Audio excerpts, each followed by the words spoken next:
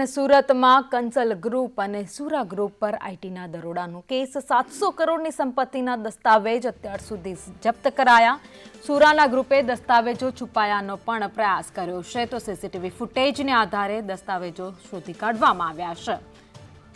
વધુ અપડેટ સાથે સંવાદદાતા મનીષ પરમાર અમારી સાથે જોડાયા છે। મનીષ, દરોડામાં મોટા દસ્તાવેજ મળી આવ્યા છે, 700 કરોડ જેટલા દસ્તાવેજો જપ્ત કરવામાં આવ્યા છે બંને ગ્રુપ પાસેથી।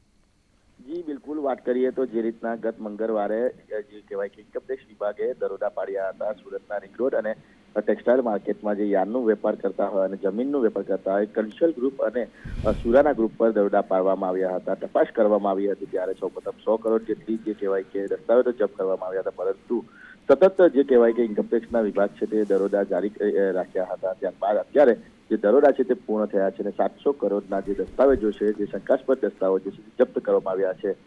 ઇન્કમટેક્સથી જે કહેવાય કે વિભાગથી જે છુપાવવાના પ્રયાસો પણ કર્યા હતા, પરંતુ ઇન્કમટેક્સ વિભાગના જે કર્મચારીઓ છે, અધિકારીઓ છે, તે સીસીટીવીના આધારે જે કહેવાય કે દસ્તાવેજો પાસે પહોંચ્યા હતા અને અત્યારે જે આંકડો છે તે 700 કરોડની આસપાસ પહોંચી ગયા છે। જ્યારે સુરાના ગ્રુપ છે તેની પાસેથી 500 કરોડના દસ્તાવેજ જપ્ત કરવામાં આવ્યા છે અને કંચલ ગ્રુપ છે તેની પાસેથી 200 કરોડના રૂપિયાના જે દસ્તાવેજ છે જપ્ત કરીને વધુ તપાસ હાથ ધરી છે। જી ભાવિની, આભાર માહિતી માટે।